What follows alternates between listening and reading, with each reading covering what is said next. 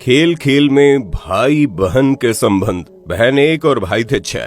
एक 8 साल की बच्ची रोते रोते अपनी माँ के पास जाती है और कहती है, माँ मुझे भैया अपने साथ खेलने नहीं दे रहे। माँ ने बोला तू चिंता मत कर, मैं बात करती हूँ। उतनी देर में उस बच्ची का भाई आ जाता है, जिससे माँ कहती है कि अरे तुम अपनी छोटी बहन को क्यों परेशान कर रहे हो, इससे अपने साथ क्यों नहीं खिलाते। तभी वो लड़का कहता है, चाची जी ये हमारी बात नहीं मानती, इसलिए हम इसे नहीं खिलाते। अगर इसे हमारे साथ खेलना है तो इसे हमारी बातें माननी पड़ेंगी। 6 भाइयों के बीच वो अकेली बहन थी, वो जाए तो जाए कहाँ, इसलिए मजबूरी में उसने अपने भाइयों की बात मानी। पर जब खेल शुरू होता है तो एक ऐसा खेल होता है जिसकी उम्मीद कभी किसी ने नहीं की थी, और जब आपको उस खेल के बारे में पता चलेगा तो आपके भी रोंगटे खड़े हो जाएंगे और अपने बच्चों के लिए आपकी चिंता और ज्यादा बढ़ जाएगी।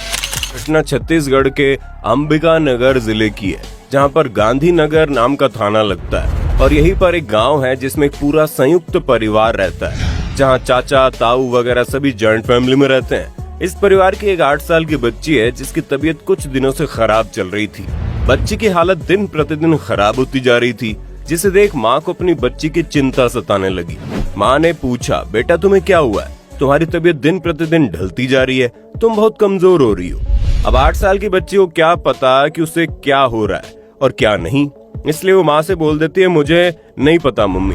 हालांकि बच्ची को जो बुखार जुकाम बदन दर्द वगैरह की तकलीफ थी उसने अपनी माँ से बताई, और माँ ने डॉक्टर को दिखाया, पर डॉक्टर की दवा लेने के बावजूद भी बच्ची की सेहत में कोई सुधार नहीं आ रहा था। उल्टा बढ़ते दिनों के साथ उसकी हालत और ज्यादा खराब होती जा रही थी। अपनी बेटी की यह हाल देखकर माँ को बहुत ज्यादा चिंता होने लगी, और वो सोच में पड़ गई कि इतनी दवा कराने के बाद उसकी बेटी को आराम क्यों नहीं हो रहा, और क्यों वो इस तरह से कमजोर होती जा रही है। हालात इतने नाजुक हो गए कि 3 फरवरी 2022 को उस बच्ची की तबीयत बहुत ज्यादा बिगड़ गई। उसके पेट में तेज दर्द होने लगा। जहाँ एक तरफ बच्ची के पेट में दर्द हो रहा था, उसे डॉक्टर के पास लेकर जाया जाता है, वहीं दूसरी तरफ उसी बच्चे का बड़ा भाई, जिसकी उम्र लगभग 18 साल के आसपास होगी, जो बाकी बच्चों से थोड़ा बड़ा था, और जो 6 बच्चे आपस में खेलते थे उनके साथ वो नहीं खेलता था। वो लड़का कुछ ऐसी बातें सुनता है जो शायद उसे बहुत पहले सुन लेनी चाहिए थी। बातें सुनने के बाद वो लड़का सीधा अपनी माँ के पास जाता है और बोलता है, माँ मुझे कोई ना कोई गड़बड़ लग रही है, कोई तो ऐसी चीज है जो नहीं होनी चाहिए थी, और हम अभी तक उससे अनजान है।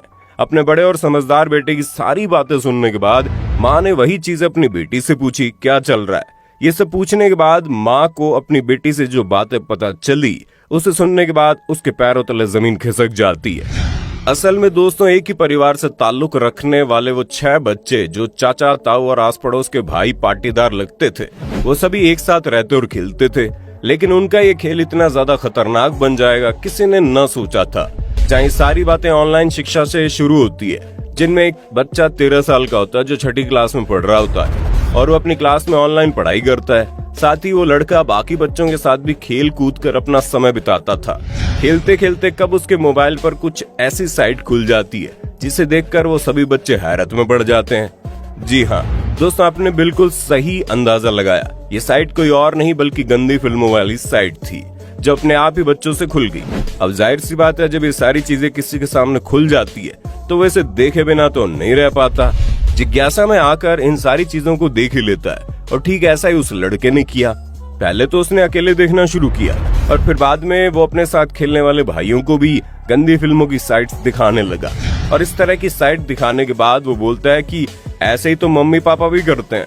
यानी जब वो बच्चे अश्लील फिल्में देख रहे हैं तो वो साथ ही ये बातें भी कर रहे हैं कि हमारे मम्मी पापा भी तो ऐसे ही करते हैं। जाहिर सी बात है, हर घर में ये सब होता है और ये कोई बड़ी बात नहीं है।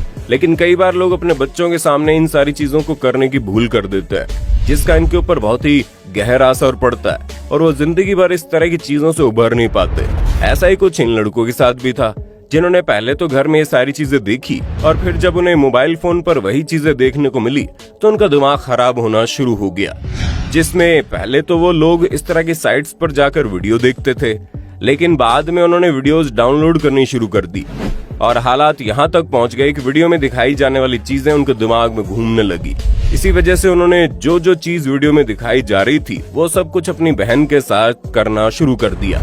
बच्चे ज्यादा बड़े नहीं थे, इसलिए नादानी में लगातार ये सब कुछ करते रहे, और पूरे 1.5 महीने तक वो बच्चे खेलते कम थे, और जैसे उन्हें मौका मिलता था खाली कमरे में जाकर यही सारी चीजें किया करते थे।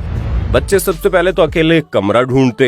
जैसे ही कोई कमरा या फिर एकांत जगह उन्हें खाली मिलती, वो लोग वहां पर जाकर ठीक वो सारी चीजें करने लगे।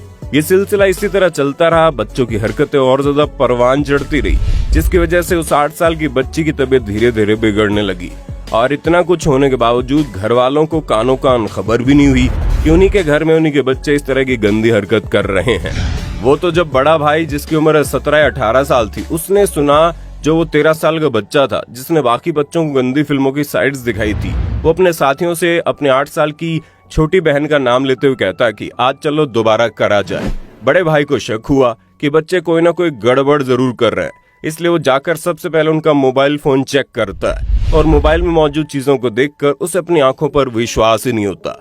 गुस्से में आकर वो सबसे पहले अपनी माँ से सारी बात बताता है, जिसके बाद माँ अपनी छोटी बच्ची से सारी बातें पूछती है। और जब उसे उन सारी बातों के बारे में मालूम चलता है तो वो गुस्से में आकर अपनी सास से घर के बच्चों की शिकायत करती है और फिर पूरे घर में हड़कंप मच जाता है। पर माँ तो माँ होती है, वो अपनी बेटी के साथ होने वाली इस दरिंदगी को भला कैसे भूल सकती थी। इसलिए वो तुरंत गांधीनगर थाने जाती है और उन सारे बच्चों के खिलाफ पुलिस थाने में मुकदमा दर्ज कराती है। मुकदमा भी कोई छोटा मोटा नहीं होता, बल्कि बहुत बड़ी बड़ी धाराओं में मुकदमा दर्ज होता है।